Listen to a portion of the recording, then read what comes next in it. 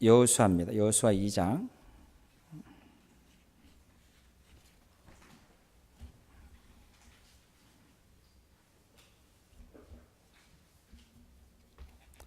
11절인데요. 우리가 성경을 조금 오늘은 많이 좀 찾아볼 수도 있으니까 같이 한번 봤으면 좋겠습니다. 자, 여호수아 2장 11절 364페이지 같이 읽겠습니다. 우리는 그 말을 듣고 간담이 서늘하였고 당신 때문에 정신을 잃고 말았습니다. 위로는 하늘에서 아래로는 땅에서 과연 주 당신의 하나님만이 참 하나님이십니다. 자, 지금 2장인데요. 우리가 지난주에도 두려움에 대해서 이야기했고 계속적으로 한 두려움을 다음 주까지 하면 3장, 4장이 그냥 넘어가는 부분입니다. 그래서 우리가 좀 이 부분을 조금 더 구체적으로 고대 문명의 그 좀 역사들을 조금 생각하면서 상고하면서 우리가 생각해 보면 더 좋지 않을까 생각이 듭니다. 고대 근동 지역 같은 경우 메소포타미아라든지 그 물줄기 중심에서 있었던 고대 근동 지역에는요, 거기는 보통 그 국가들이 다신교 혹은 혼합주의라고 합니다. 그러니까 혼합주의라는 것은 하나의 민족을 가지고 구성되어 있는 것이 아니라 다양한 민족들이 함께 살고 있고 다양한 민족들이 그들이 섬기고 있는 각 신들이 같이 연합으로 섬겨 있는 것이 다신교라고 합니다. 그래서 거기에는 그 만신전이라 그러죠. 그러니까 많은 신들을 가지고 있다, 많은 신들을 이렇게 세워놓고 있다라고 해서 만신전이라고 하는데 거기에는 한 신이 있는 것이 아니라 가장 강한 신 옆에 다양하게 작은 마을의 신들도 같이 있습니다. 그래서 특히 전쟁을 하게 되거나 부족과 부족을 아니면 고대 국가 아니면 고대 도시끼리 서로 전쟁을 하게 되면 승리한 나라 도시는 꼭 그 패배한 나라의 신들을 데리고 와서 자기의 신 옆에 서열로 이렇게 세워놓습니다. 그것이 하나의 신전 문화가 돼 있었고 그들의 다신교의 문화입니다. 그리고 또 그들 가운데 정책은 그것뿐만 아니라 혼합주의입니다. 자기 민족과 다른 민족을 서로 혼합하게 만들고 그것이 그 속에서 이루어지게 만드는 거죠. 그것이 모든 국가, 우리가 지금 이야기하고 있는 창세기, 출애굽기, 레위기, 민수기, 신명기, 여호수아가 이제 그 부분을 굉장히 고민하면서 하나님의 말씀 안에서 어떻게 가야 되는 것이 고민하는 부분이 여호수아지만 그 전까지 모든 주위의 국가, 그 다음에 메소포타미아 문명뿐만 아니라 아모리 족속뿐만 아니라 그 다음에 여리고에 들어가서 가나안의 모든 족속뿐만 아니라 그러한 모든 고대 근동 지역에서 이루고 있는 혼합주의와 다신교의 그 문화 속에서 유일하게 한 민족이 출현하게 됩니다. 그 민족이 출현하게 되는데 이 민족이 출현할 때 우리가 조금 오해가 없어야 되는 게 첫째, 출애굽할 때 유대인들만 출애굽했다? 아니라는 거죠. 그들도 혼합으로 출애굽했다라는 겁니다. 그런데 다른 게 하나 있습니다. 그들은 유일신 밑에 비록 민족은 다르지만 유일신은 여호와 하나님만을 섬기겠다라고 하는 것이 다른 민족과 다른 부분이겠죠. 여러 민족이 함께 있지만 유일하게 히브리 민족, 이스라엘 민족들이 하나의 도시 국가로 만들어지고 국가로 형성되는 부분은 다양한 민족들이 출애굽됐지만 그들이 섬기는 신은 한 신, 여호와의 하나님만을 섬기겠다라는 것이고 그 주위에 있는 메소포타미아 모든 도시국가, 근동국가에서 고대 근동 지역에 있는 국가들의 특징은 혼합주의와 다양한 신들, 그래서 그들의 문화는 만신전이라고 하는 다양한 신들을 섬기고 있고 그 신전을 형성되어 있는 그 문화가 그들의 중심에 이루어 있다는 거죠. 그래서요, 그들은 어떤 전쟁이 일어났을 때에 보면은 그들의 신전의 문에 보면 이렇게 나와 있습니다. 신전의 문에 보면은 그때 당시 그 고대 근동 지역에서 그들이 섬기고 있는 신이 이시타리어라는 신이 있는데 이시타리어 신에게 대한 그들의 문화를 보면 이렇게 나와 있습니다. 이시타리어 전쟁터에서 그의 무기들을 틀어버리소서. 이시타리는 그의 전사들을 쳐서 그 땅에 피로 적시게 할 것이다. 이시타리는 시체들을 평지 위에 무더기로 쌓을 것이다 라고 이야기합니다. 이 말은 무엇을 이야기하냐면 이들의 사고와 이들의 생각 속에서의 전쟁이라는 그 큰 부분은 바로 신이 자기들을 위해서 대신해서 전쟁에서 전쟁을 치르신다라고 이야기를 합니다. 그래서 이스타르 신이여 그 평지에 많은 시체들이 쌓이게 해 주십시오. 이스타르 신이여 저들이 가지고 있는 그 많은 무기들이 그냥 아무 가치 없게 그냥 틀어버리게 해주십시오. 사용할 수 없게 만들어 주십시오라고 해서 그들이 신 앞에 제사 드리는 부분들, 그래서 그들의 문화와 가치관은 신이 자기들을 위해서 대신 전쟁에서 승리하신다, 전쟁에 개입하신다라고 합니다. 여러분, 이것은 우리 창세기에도 찾아볼 수 있는 스토리가 있습니다. 여러분, 창세기에 보면은 가장 대표적인 게 뭐예요? 창세기 처음으로 여호와의 하나님이 전쟁에 개입하시는 사건이 나오죠. 그것이 뭐예요? 아브라함의 조카 롯을 구출하기 위해서. 아브라함의 조카 롯을 구출하기 이야기에서 창세기 14장에 그것이 나옵니다. 그래서 아브라함이 거닐고 있었던 종 318명을 데리고 그들을 찾아갑니다. 그래서 롯을 구출하는데, 그때에 창세기 14장 20절에 보면 이렇게 나와 있습니다. 그때에 아브라함에게 축복하면서 누가 그러냐면 바로 살렘왕 멜기세덱이 아브라함에게 축복하면서 그 아브라함에게 이렇게 이야기를 합니다. 어떻게 이야기하냐면 너의 대적을 너 손에 붙이신 지극히 높으신 하나님을 찬송할지어다 라고 이야기합니다. 이 멜기세덱이 뭐라 그러냐면 아브라함에게 너의 대적을 너 손에 붙이신 지극히 높으신 하나님을 찬양할지어다라고 이야기합니다. 이것을 쉽게 이야기하면 너의 적들을 너의 손에 붙여서 그것을 이기게 하시는 그 하나님, 그 전쟁에서 이기게 하시는 하나님을 찬양할지어다라고 이야기합니다. 이것이 뭐예요? 고대 근동 지역에 가지고 있는 세계관이었고 가치관이었다라는 거예요. 그래서 고대 근동 지역의 사람들은 신이 전쟁에 개입하신다, 신이 전쟁에서 개입하신다. 그러면 어떤 신이 강한 자냐라는 거예요. 그래서 그 고대 근동 국가들의 나라들은 다양한 신들을 가지고 있습니다. 어떤 신이 큰 신인지를 모르기 때문에. 그와 반면에 유일하게 이스라엘 민족은 다양한 신을 가지고 있지 아니하고 오직 한 신, 여호와 하나님만을 가지고 있는 것이 이스라엘 민족의 모습입니다. 그래서 그 지역의 문헌에 보면 이스라엘 민족과의 큰 차이점이 있죠. 첫째 뭐예요? 이스라엘 민족도 다른 고대 근동 지역처럼 여호와의 하나님의 신이 그 전쟁에 개입을 하십니다. 그것이 뭐예요? 창세기 14장의 처음에 아브라함이 롯을 구출했을 때에 그 여호와의 하나님이 개입하셨습니다. 그것이 멜기세덱 왕이 이야기했습니다. 너의 하나님이 너 손에 그 적들을 이기게 하셨다. 너희 하나님을 찬양할지어다 라고 해서 하나님이 개입하신 것을 이야기합니다. 그것뿐만 아니라 홍해 사건이 대표적인 또 사건 중에 하나입니다. 출애굽기 15장에도 보면은 홍해 사건 가운데 보면은 그것을 홍해를 통해서 건너가실 때에 많은 이집트의 군대와 많은 군사들이 왔을 때에 구름과 그 다음에 불기둥을 통해서 이집트 군대들이 이스라엘 백성들에게 접근하지 못하도록 그것을 막았으며 그들이 홍해에서 익사하도록 그리고 무사히 잘 건널 수 있도록 그것을 하시는 것, 그것이 뭐예요?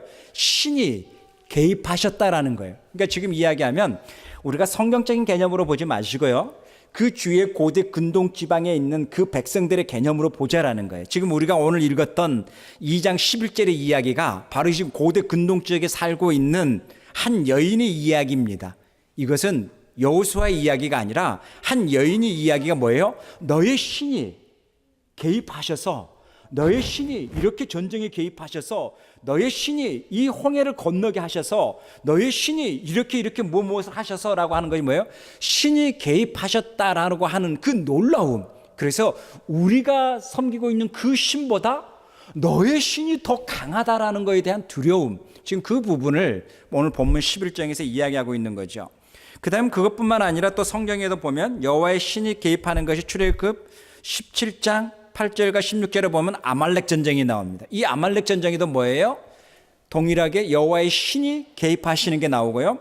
그 다음에 이제 가장 최근에 바로 여호수아에 들어가기 전에 최근에 이 사람들이 가장 놀라게 하는 것이 뭐예요? 민수기 21장 21절에 있는 바로 아모리 왕, 그 당시에서 가장 강한 왕이라고 하고 가장 많은 신전을 가지고 있다 그러고 가장 많고 튼튼한 군사력을 가지고 있다라고 하는 그 아모리 왕을 그 시온 왕과의 벌인 전쟁에서 여호와의 신이 개입하셔서 너희들의 신이 개입하여서 어떤 일이 벌어진 것을 우리가 알고 있고 듣고 있다라는 거예요. 자, 오늘 본문에 보면 이렇게 표현하고 있습니다. 우리는 그 말을 듣고라고 이야기합니다. 우리는 누구예요? 바로 여리고 성에 있는 사람들. 그 사람들이 이렇게 이야기합니다. 우리는 그 말을 듣고 어떤 말을 들어요? 그 여호와의 신이 전쟁에 개입했다라는 거. 자, 그러면 우리는 이렇게 생각해 볼 수 있잖아요. 이들의 세계관과 이들의 가치관 속에서는 신이 개입한다라는 것이 생소한 이 길이 아니다라는 것을 우리가 짐작할 수 있잖아요. 그 신이 어떤 신이 강하냐 강하지 않느냐의 차이점이 있지 당연히 신이 개입한다라는 것이 그들의 사고 속에 있다라는 거예요. 그래서 그들을 보면 우리는 들었다. 무엇을 들었냐? 너희들의 신이 개입하셔서 어떠한 승리가 있었고 어떠한 사건이 벌어졌다라는 것을 우리는 듣고 있었다라고 이야기합니다. 그런데요,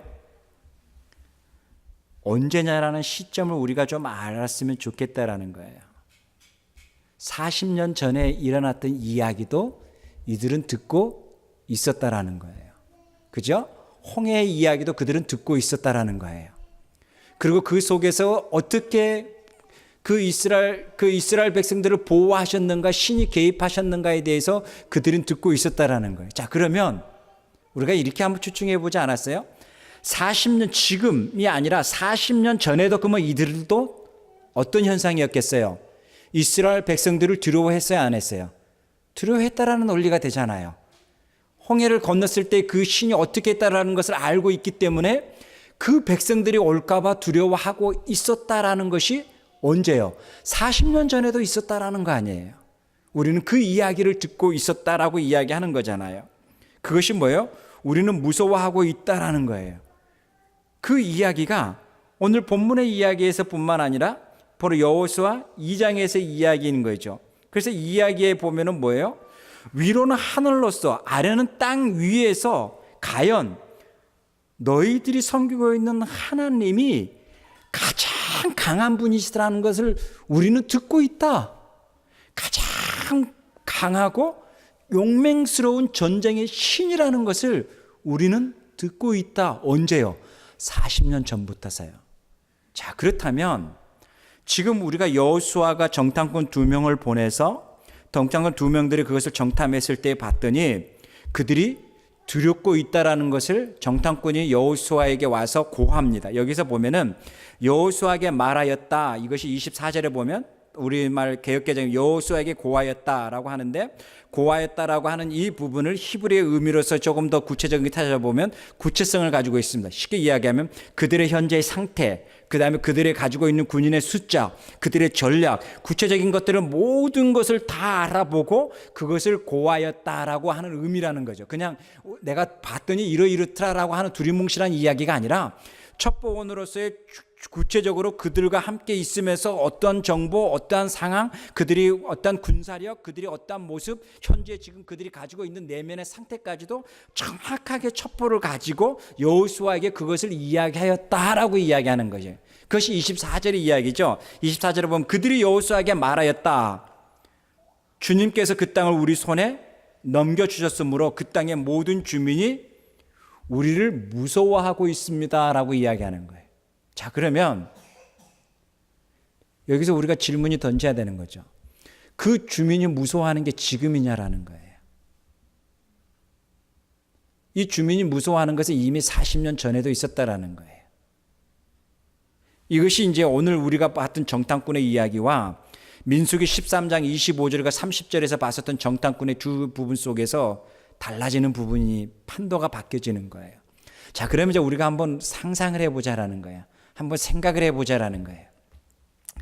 민수기 13장에서 나오는 12명의 정탐꾼도 있었습니다. 그들이 40일 동안 정탐을 하고 옵니다. 이것이 민수기 13장의 이야기입니다. 오늘의 본문에 나오는 이 정탐꾼은 며칠 동안 있었는가에 대해서 구체성은 나오고 있지 않지만 민수기 13장은 정확하게 나옵니다. 40일 동안 정탐했다고 나옵니다. 자, 근데요, 40일 동안 그들이 정탐하고 나왔는데 그 정탐한 속에서 25절과 30절에 보면은 25절에 정확하게 이야기합니다. 이들이 40일 동안 정탐하였다라고 이야기합니다. 그 다음에요, 또 그들이 뭐라 그러냐면 무엇을 보고 정탐하고 왔냐면 거기는 젖과 꿀이 흐르는 땅입니다. 과일이요, 그 풍성함이 장난이 아닙니다 라고 이야기를 합니다. 그리고 28절에 와가지고 뭐라 그래요? 그 거주하는 사람들은 거기는 강하고 그리고 성은 굉장히 견고합니다. 우리가 올라갈 수 있는 성이 아닙니다라고 이야기합니다.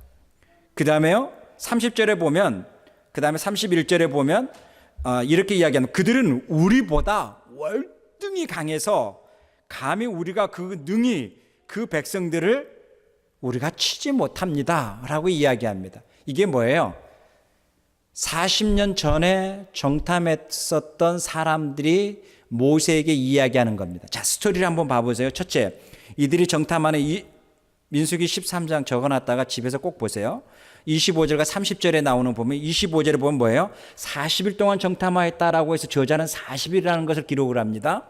그 다음에 40일 동안 이들이 무슨 뻘짓을 하고 있었는가에 대해서 성경은 아주 구체적으로 이야기하고 있습니다. 첫째는 뭐예요? 그들이 뭘 보고 왔냐면은 젖과 꿀이 흐르는 땅입니다. 과일이 장난이 아니게 풍성합니다 라고 이야기합니다. 그 다음에 두 번째요, 거기 그 거주민들은 굉장히 강합니다. 우리보다 키가 큽니다. 그리고 그 성이 너무너무 견고해서 우리는 그 성을 부실 수가 없습니다 라고 이야기를 합니다. 그 다음에요, 31절에 뭐라고 그래요? 그는 우리보다 강합니다. 우리가 능히 그를 쳐 부실 수 없습니다. 이게 뭐예요? 40일 동안 정탐해 왔던 첩보원이 모세에게 와서 이야기하는 스토리예요. 쉽게 이야기하면 정탐의 본분을 상실해 버린 거죠. 정탐의 본분은 뭐예요? 정탐의 본분은 오늘 여호수아 2장에 나오는 게 정탐의 첩보의 본분인 거예요. 거기가 상황이 어떠인지, 어떤 군인의 수치를 가지고 있는지, 그리고 그들이 어떤 군사력을 가지고 있는지, 지금 현재 그들의 군사적인 사기는 어떤 것인지를 구체성을 가지고 가져오는 정탐꾼의 스토리가 아니라 그들은 무엇을 봤어요? 화려한 문명을 보고 오는 거예요. 그 화려한 문명 앞에 초라한 그 모습에 가지고 있는 광야에서 생활하고 있는 사람이 봤을 때는 도무지 거기에 갈 수 없는, 자기 스스로가 초라하기 때문에 갈 수 없는 거대한 성처럼 느껴지는 거죠. 그것이 뭐예요? 그들이 40일 동안 해가지고 왔던 모습이라는 거예요. 자, 그러면 오늘 우리가 여호수아를 이야기했다면 이제는 그 여리고성, 그 가나안에 있는 사람들의 내면을 한번 보자고요. 그들도 동일하게 첩보력이 있기 때문에 오늘 우리가 본문에 보면은 여호수아 2장에 보면 이미 이들도 정탐꾼이 온다라는 첩보를 가지고 있어서 기생의 집도 검문검색하게 되고 지금 찾고 있잖아요. 그것은 뭐예요? 이들도 지금 들여와가지고 첩보 작전을 펼치고 있는 거예요. 동일하게. 분명히 우리 성에 누군가가 들어와서 첩보할 것이다라는 거죠. 자, 그렇다면 이것이 지금 이들에게 이야기가 아니라 40년 전에는 이런 일이 없었을까요? 40년 전에도 이들은 지금 두려워했을 거예요. 홍해를 건넌 그 사건의 이야기를 들으면서 이들은 아마 충격을 받았을 거예요. 야, 그들의 신이 어떤 신이길래 그들의 신하고 우리의 신하고는 도무지 비교가 되지 않는 거라는 것에 대해서 두려움도 있었고 아마 놀라고 있었을 거라고요. 그러면서 그들의 첩보 전략을 가지고 있었는데 어머 12명이 정탐이 왔대? 그러면서 그들끼리 작전에 있었을 거예요. 그래서 그들이 얼마나 두렵게 있었겠어요. 그러고 난 다음에 이제는 정탐을 하고 돌아갔을 때에 아마 그들은 여러 가지 회의를 했을 거예요. 우리가 뒤에 성문을 열어서 빨리 피신하는 게 좋겠다. 아니면은 우리가 그러면 죽으면 죽으리라 한번 끝까지 한번 싸워봅시다. 뭐 여러 가지 전략을 이들 나름대로 짜지 않았겠어요? 그런 가운데에 딱 기다리고 있는데 세상에 어떤 일이 벌어져요? 그 이스라엘 백성들이 자기의 땅으로 오지 아니하고 도망가고 있네요. 다시 광야로 가고 있네요. 그랬을 때 이들의 마음속에는 어떤 마음이 들까요? 어떤 신이 강하다고 느꼈을까요? 하하하. 이스라엘의 신이 강한 게 아니라 우리의 신이 더 강하구나. 이스라엘의 신이 강한 게 아니라 우리의 신이 더 강하기 때문에 저들이 가고 있구나. 우리의 신이 이겼구나. 라고 해서 그들은 얼마나 많은 축제를 했겠어요. 그 신 앞에 얼마나 많은 제사를 드렸겠어요. 성경에는 이런 이야기 안 나와요. 지금 우리가 상상을 하자라는 거예요. 그래서 그들이 얼마나 많은 신들을 다시 또 제작하게 되고 그 신들을 또 뭐 500개면 1000개를 만들자 그래서 우리 이 도성에마다 그 중심에 신전을 다시 짓자라고 해서 우리의 신이 이겼다. 그 홍해까지 했던 그 신이 별거 아니더라. 우리의 신전 앞에 그들이 기겁해가지고 도망가더라. 라고 해서 그들이 얼마나 많은 그 기쁨을 누렸겠습니까? 하나님, 그들의 신 앞에 제사를 드리게 되고 그들의 신 앞에 번제를 드리게 되고 그들의 신 앞에 얼마나 많은 축제를 했겠습니까? 그리고 시간이 지났네요. 그리고 시간이 지나고 난 다음에 잊을만한데 어떤 사건이 벌어져요? 바로 아모리 사건이 벌어지는 거죠. 강한 나라 그 아모리 왕 시혼 왕이 세상에 아무 힘도 못 쓰고 철저하게 아주 그냥 패배하네요. 그것도 어떤 나라에게요? 뛰어나지도 아니하는 우리를 피해서 도망갔던 그 히브리 민족에게 아무 힘도 못 써보고 아모리 민족이 그냥 멸망해 버리네요. 시온, 그렇게 강한 전사인 시온 왕이, 그렇게 강한 신을 모시고 있는 시온 왕이 힘없이 무너지는 걸 보면서 이들의 마음속에 또 어떤 마음이 생겨요? 다시 두려움이 생기는 거예요. 이게 뭐야? 이거 어떤 일이야? 이 전쟁의 신이 그러면 그 민족이 섬기고 있는 여호와 하나님의 신이 아모리 왕이 섬기고 있는 신보다 강했다라는 거야? 아니 그러면 아모리 신의 왕은 우리보다 강한데, 이게 이제 이들 속에서 두려움으로 생기는 거예요. 그래서요, 희생 라합의 이야기가 이제 그런 이야기로 계속적으로 풀어져서 나옵니다. 그래서요, 이렇게 있습니다. 우리 성경을 한번 찾아볼까요? 여호수아 2장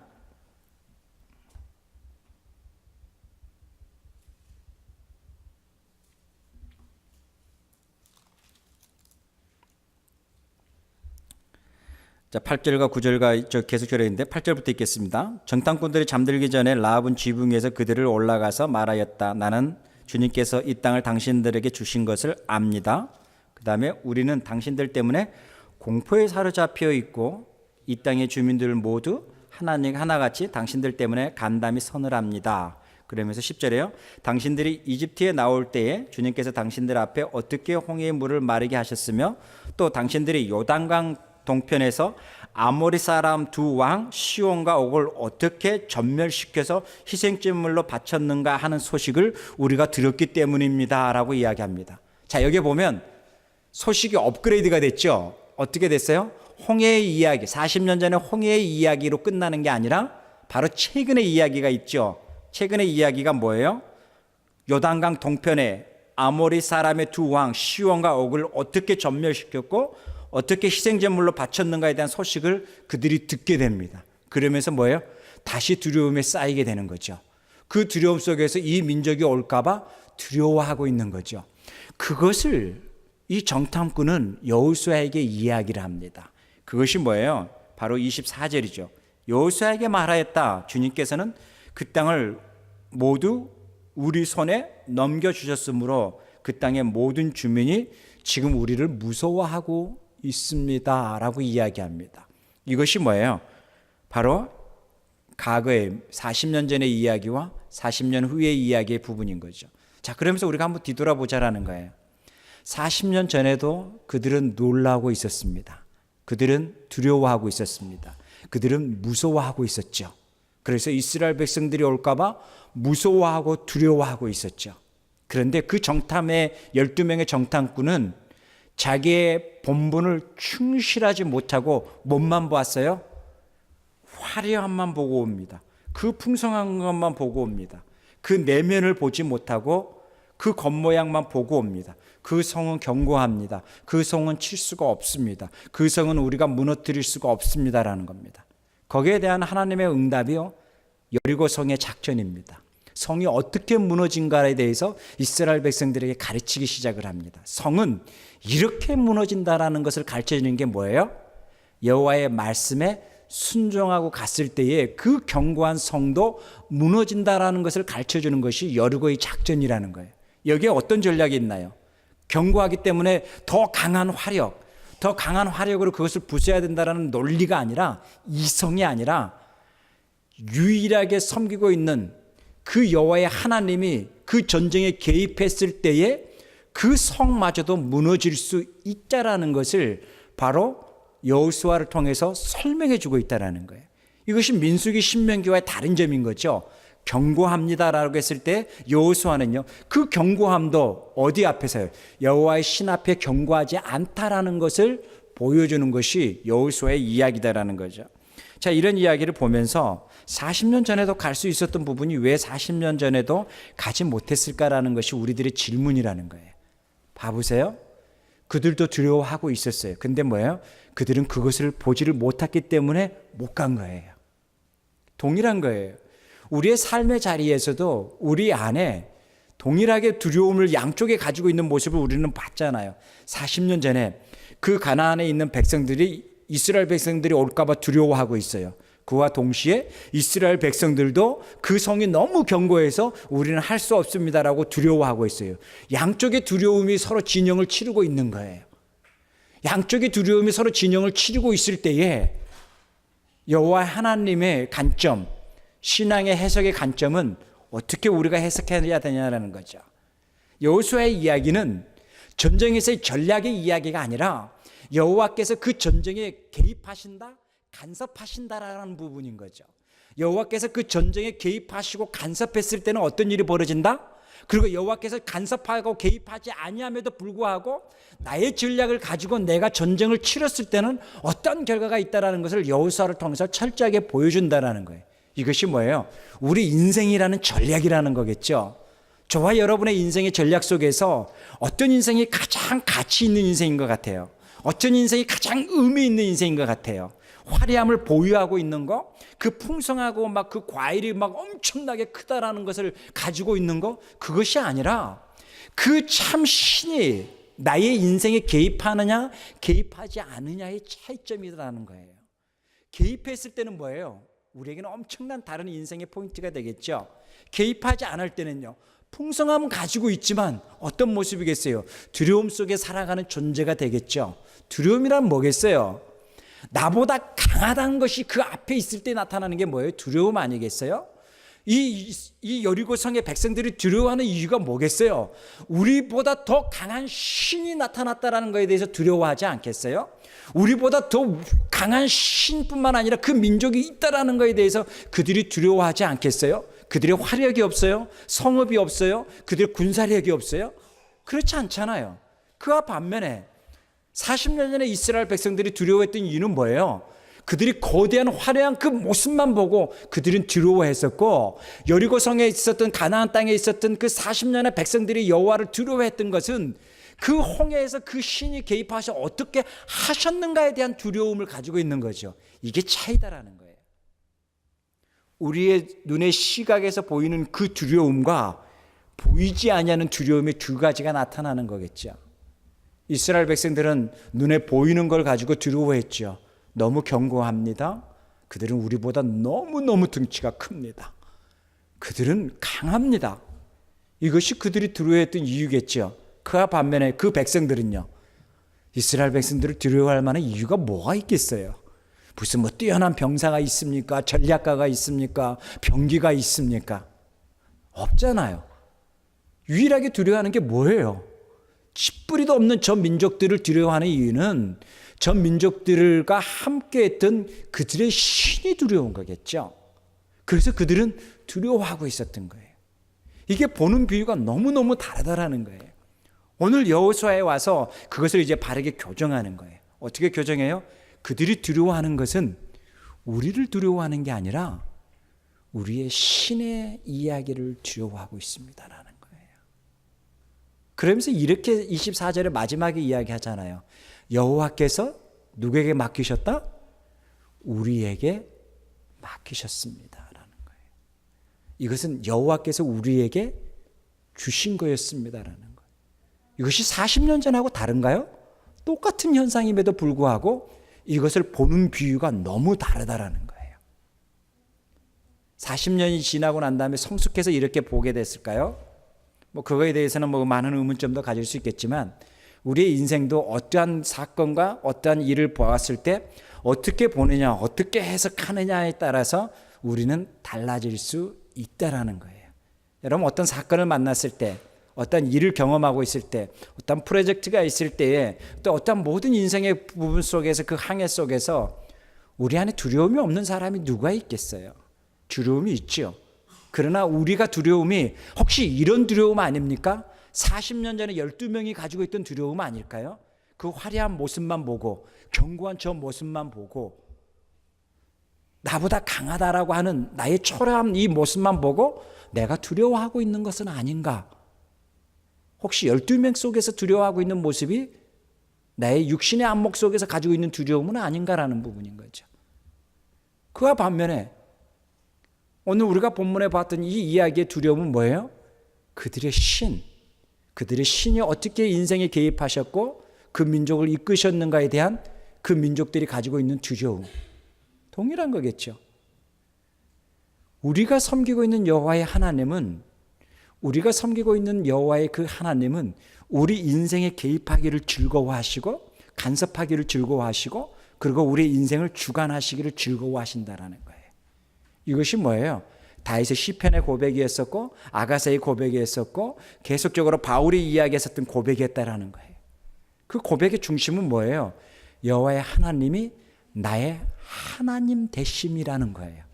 이것을 고대 근동의 영어로 그 문헌으로 표현한다면 전쟁에서 이기는 그 신이 나의 하나님으로 나의 신으로라는 의미인 거예요. 그 신이 내 인생의 주인 되신다라는 거예요. 그러면 그 신이 나와 함께 하심이 어떤 의미가 있느냐라는 거예요. 그 신이 나와 함께 하심이 어떤 의미가 있고 어떤 가치가 있는 것이 되는 것인가가 여호수아 3장, 4장, 5장으로 넘어가는 거예요. 그래서요, 요단강을 건너게 되고요. 요단강을 건너고 난 다음에 여리고성을 말도 안 되는 방법으로 돌고 앉아 있고요. 그 부분이 뭐예요? 아니 저게 말이 됩니까? 여러분 그 부분이 아니라 여호와의 그 신이 그들에게 말씀하는 부분을 그들이 받고 순종하고 가는 것이 키라는 거예요. 혹 요즘에 그런 사람 있잖아요. 뭐 하는 때 막 열 바퀴 돌고 오자. 거기 돌고 오자. 예전에 어디 본문 가고 열 바퀴 돌고 오자. 이런 생뚱맞은 인간들이 많았잖아요. 그 부분이 아니라는 거죠. 키는 뭐예요? 열 바퀴가 아니라 뭐예요?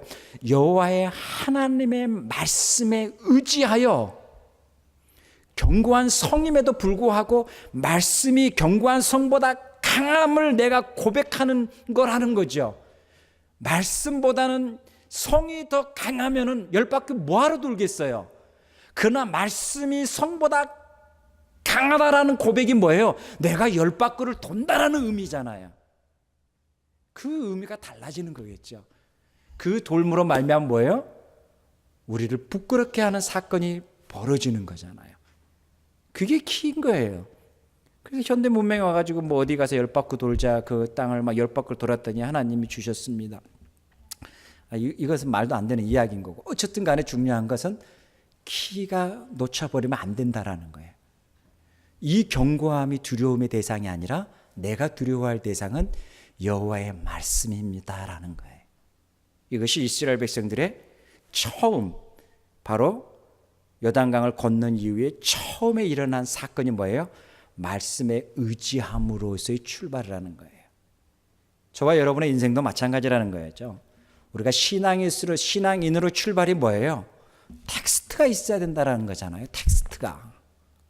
사상은 많은데 텍스트가 없으면 그건 뭐예요? 그건 모래 위에 지은 집이라는 거예요.